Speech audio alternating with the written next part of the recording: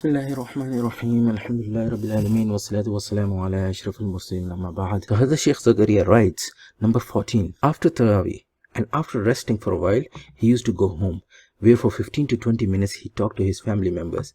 Some of the women of the Mohalla vicinity also used to arrive at this time and used to address them shortly, advising them. Thereafter, he went to sleep for about 2.5 hours to 3 hours.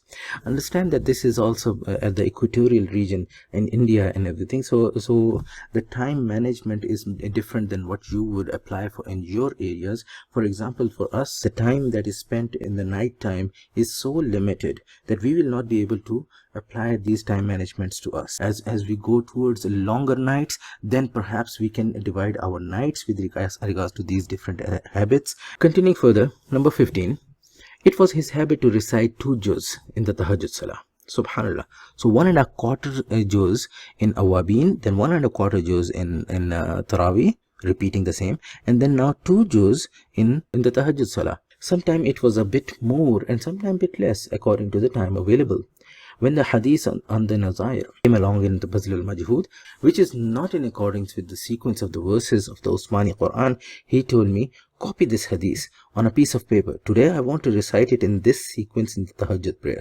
And this was the habit that I have also seen in some of the mashayikh, that many of the things we are always asked like, oh, is a sahih al-hadith fa huwa madhhabi. So I used to have this concern as well, that why don't we follow that particular hadith which is contrary to what the muftabihi within the Hanafi madhhab is and everything.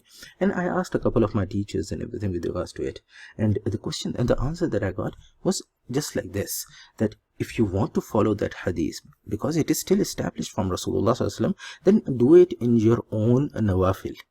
What you are going to perform your nawafil on your own, fulfill those sunnahs on your own, but in your farais and the sunnah muakkadas and everything, make lihaz of the tartib of what the muftabihi has been mentioned in the mazhab.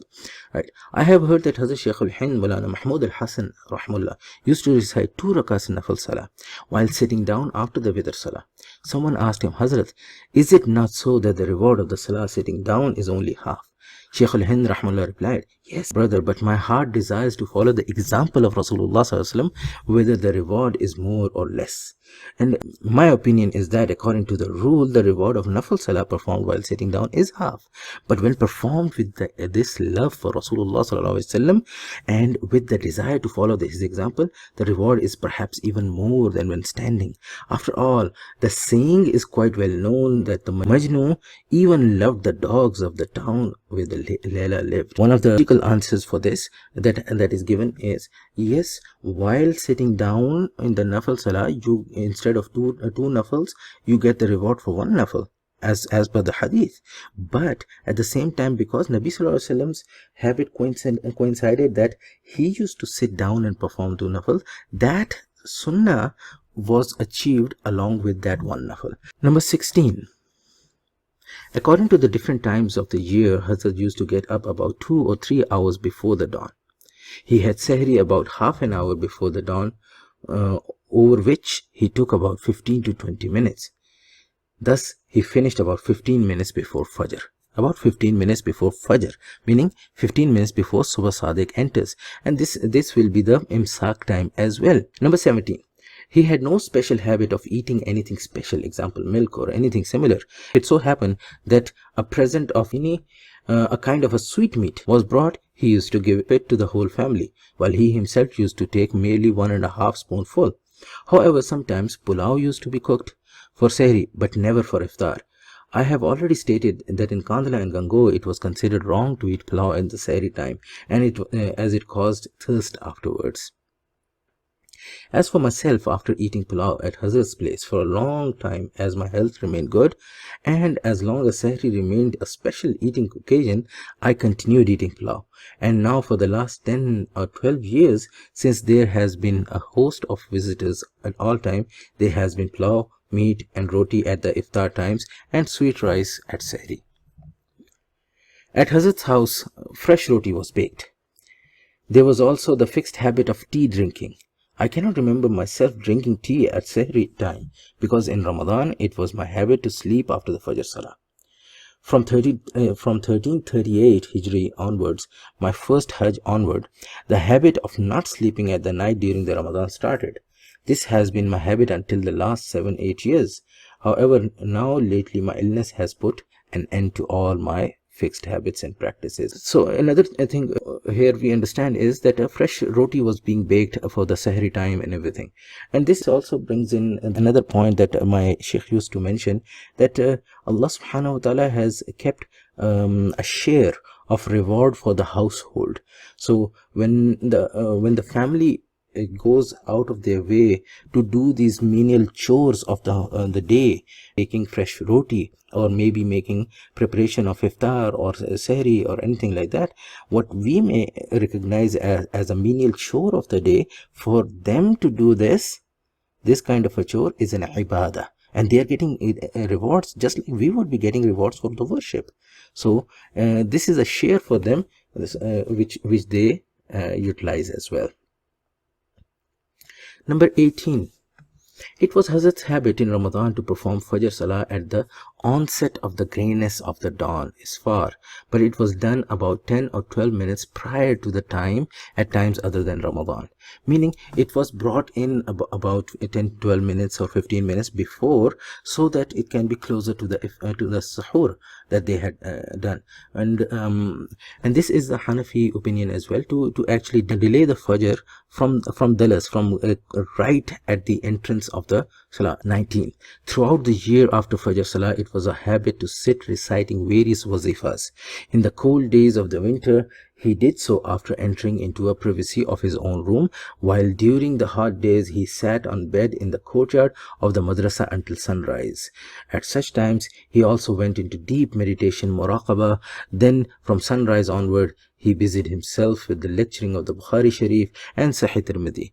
After 1335 Hijri, he busied himself at the time with the writing of Badl al-Majhud until about 11 or 12 o'clock.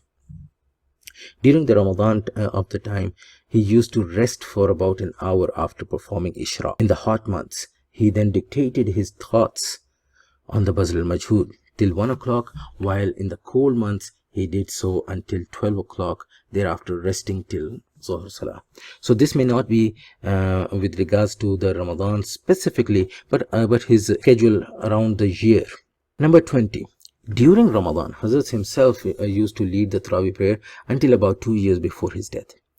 After Zohar Salah, he recited whatever he was to recite in the Tarawih the night to Hafiz Muhammad Hussain Ujrawi. This was what Hafiz Sahab used to come to Saharanpur for.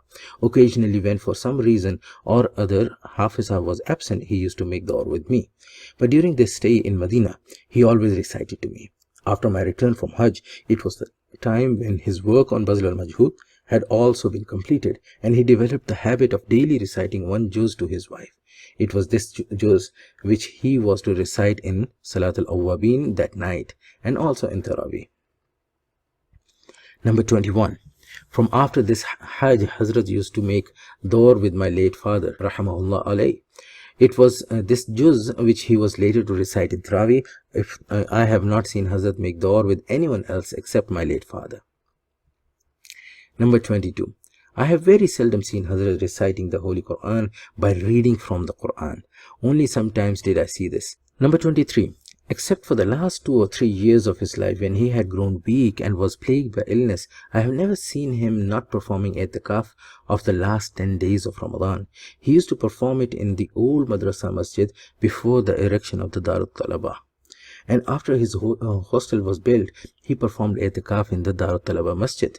Even during the i'tikaf, he never put aside or suspended the writing of the dating of Bazl al-Majhud. In fact, on or about the 20th of Ramadan, all the books required for the research and the writing of this monumental work were gathered and placed in the room on the western side of the Kulthuma Masjid. It was my task to place these books in the masjid as required and to replace them in the room after use. I have not seen him perform i'tikaf at any other time apart from this, the last 10 days of Ramadan. Meaning that he would perform i'tikaf for the last 10 days and not more than that. Number 24. I have not seen any real difference between his actions during the last 10 days as compared with the rest of Ramadan. except for the fact that he rose a bit earlier in the morning. I have also mentioned the virtues of Ramadan in concise manner that between the month of Ramadan and the rest of the months of the year, there was no real difference in the lives of the Hazrat Harun Puri and Hakim al-Ummah Maulana Ashraf Ali Thanvi rahimahullah. However, as for the Hazrat Sheikh al-Hind Maulana Mahmud al-Hasan and Maulana Abdul Qadir Raipuri Sahab rahimahullah, and they were very marked differences of the great devotion and extra devotional activity. Number 25. As for Hazrat's occasional reading of the newspaper at other times, this was completely discarded in Ramadan. And this would also apply to all kind of Kharji Mutala. In fact, apart from the last 2 or 3 years when he made dawr with my late father, the tasbih was always in his hand and his tongue all the time busy with zikr. If ever any of his murids should ask something, he replied them, some people like Mutawalli Jalil Sahab and Riyad al-Islam Sahab used to come from Kandhila and Meerut, respectively, to spend part of the Ramadan with him on a regular basis without performing itikaf, because they always wanted to return home on the day before Eid.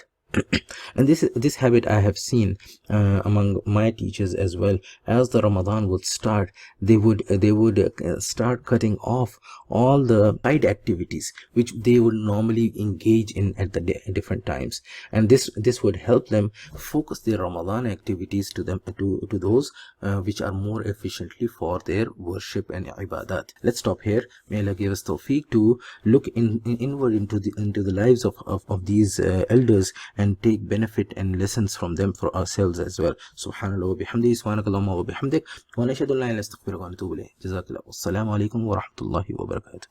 Jazakallahu khairan for watching or listening to this discourse. Show your appreciation by liking this video to help us bring similar content for you. Also subscribe to the channel if you haven't done so. Clicking the bell icon will notify you of the new discourses which will be uploaded on a regular basis. Most of all, please give us your feedback and du'as in the comments. Please note that we do not use ad revenue or AdSense on YouTube, so check out the campaign link in the description. Jazakallahu khairan.